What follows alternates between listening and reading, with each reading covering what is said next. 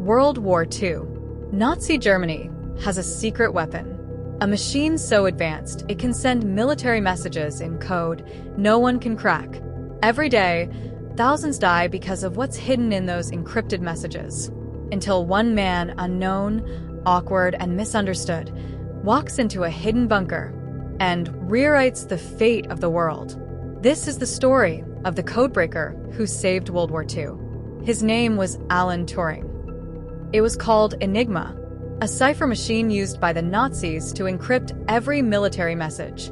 The British intercepted thousands of messages, but none could be read. Every morning, the Enigma's code would reset, 159 quintillion possible settings. The Allies were fighting blind. They needed a miracle. Born in 1912 in London, Alan Turing wasn't like other boys. He was brilliant, awkward, and obsessed with solving puzzles no one else could. He studied mathematics at Cambridge, invented the concept of a universal machine, what we now call a computer. And when the war broke out, he was recruited to a top-secret project at Bletchley Park. His mission? Crack the uncrackable. While others tried to break Enigma by hand, Turing went a step further. He didn't just want to solve the problem. He wanted to automate it. Turing designed a massive electromechanical device called the Bombe. It could test 36,000 Enigma settings per hour. For the first time, the Allies could read Nazi secrets. It didn't just shorten the war. Historians now believe it saved over 14 million lives. The success of Bletchley Park was one of the greatest secrets in modern history. Even Turing's family didn't know what he'd done. The Codebreakers were sworn to silence for decades. There were no medals, no interviews, no global headlines. The man who helped defeat Hitler returned to a world that barely noticed. In 1952, Turing's life took a tragic turn. He was arrested for being gay, a criminal offense in Britain at the time.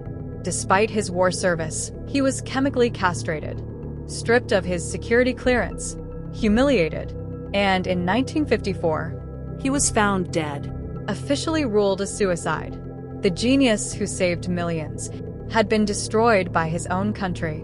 For decades, Turing's name was missing from history, but his work never stopped shaping it.